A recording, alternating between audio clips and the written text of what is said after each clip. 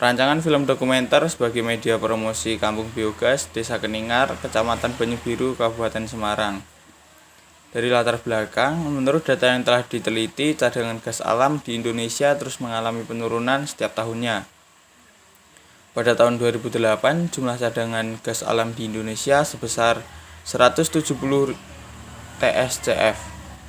Namun sangat disayangkan data pada tahun 2018 jumlah cadangan gas alam turun menjadi 136 TSCF. Pemanfaatan energi alternatif biogas dan penyebarannya masih sangat kecil sekali, yaitu di angka 1,24% dari limbah yang dihasilkan per hari, yaitu 39 juta ton. Kendala yang dihadapi Indonesia selain itu adalah kurangnya fokus pada pemanfaatan energi alternatif, sehingga pada bagian pendanaan kurang diperhatikan. Sumbernya dari Kementerian Energi dan Sumber Daya Mineral dan juga dari Ibnu Budiman dalam koran Tempo.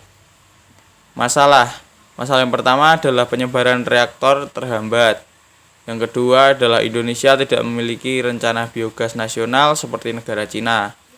Yang ketiga adalah lembaga yang tergabung untuk menjalankan program pemanfaatan energi alternatif biogas tidak memiliki kerjasama yang baik sehingga menjadi kacau.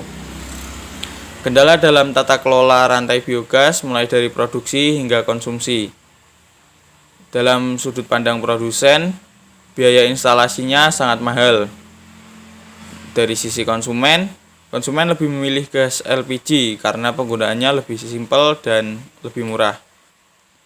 Di sisi pendanaan, seperti yang sudah dijelaskan tadi, program dari lembaga swadaya masyarakat dan lembaga pemerintah itu kontraproduktif, sehingga masyarakat cenderung menunggu reaktor gratis dari pemerintah daripada harus membeli reaktor dari LSM yang harganya cukup tinggi. Tinjauan pustaka, landasan teori film dokumenter. Dari buku Memahami Film, penulis menjelaskan bahwa film dokumenter adalah film yang berhubungan dengan orang-orang, tokoh, peristiwa, atau lokasi yang nyata. Film dokumenter tidak menciptakan suatu peristiwa atau kejadian, namun merekam peristiwa yang sungguh-sungguh terjadi dan otentik, menurut Pratista pada tahun 2008. Yang kedua, dalam buku Representing Reality, merumuskan dengan sederhana bahwa film dokumenter adalah upaya untuk menceritakan kembali suatu kejadian atau realitas menggunakan data dan fakta. Yang ketiga adalah film dokumenter merupakan film yang menampilkan kejadian nyata tanpa adanya penambahan dan diklaim mempunyai nilai kejujuran menurut Auf der Heide tahun 2007. Yang keempat adalah film dokumenter merupakan film yang dibuat berdasarkan kenyataan tanpa adanya rekayasa menurut Perkasa dan Sayatman pada tahun 2015. Yang kedua adalah landasan teori media. Landasan teori media yang pertama adalah dari AECT, Association of Education and Communication Technology pada tahun 1977. Mengatakan bahwa media merupakan segala bentuk dan saluran yang dipakai untuk menyampaikan pesan atau informasi. Menurut Heinis dan kawan-kawannya pada tahun 1982, media pembelajaran merupakan media yang membawa pesan-pesan atau informasi yang bertujuan instruksional atau mengandung maksud pengajaran. Yang ketiga dari National Education Association.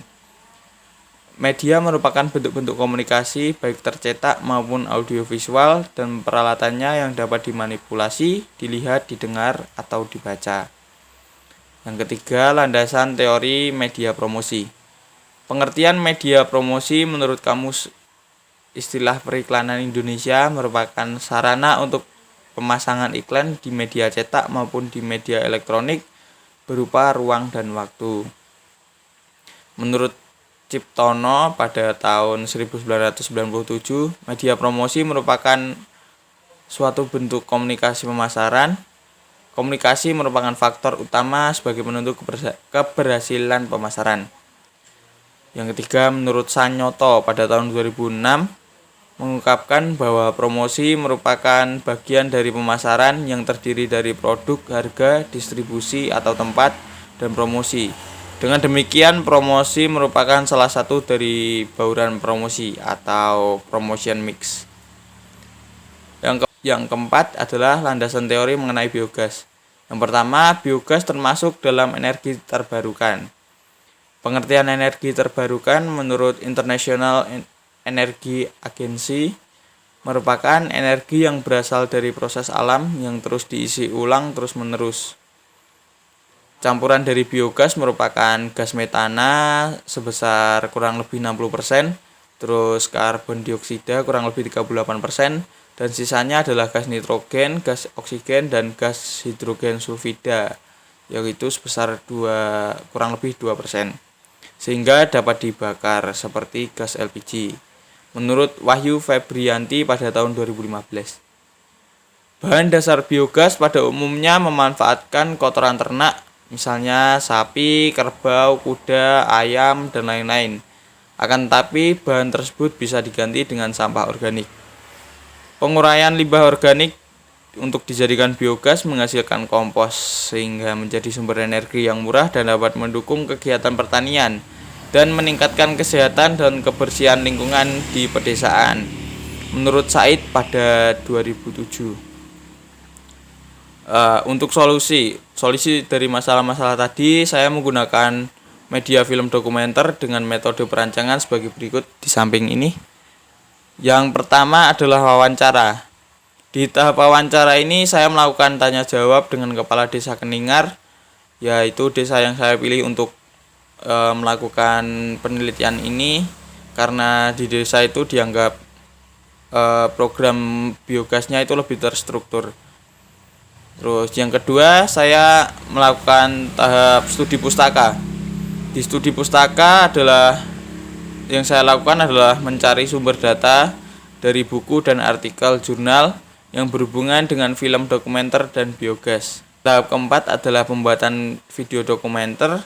Dalam pembuatan film dokumenter terdapat beberapa proses. Ya baik, terima kasih. Berikut adalah presentasi proposal penelitian saya untuk melengkapi tugas akhir semester mata kuliah metodologi penelitian dengan dosen Pak Ari Setiawan. Terima kasih.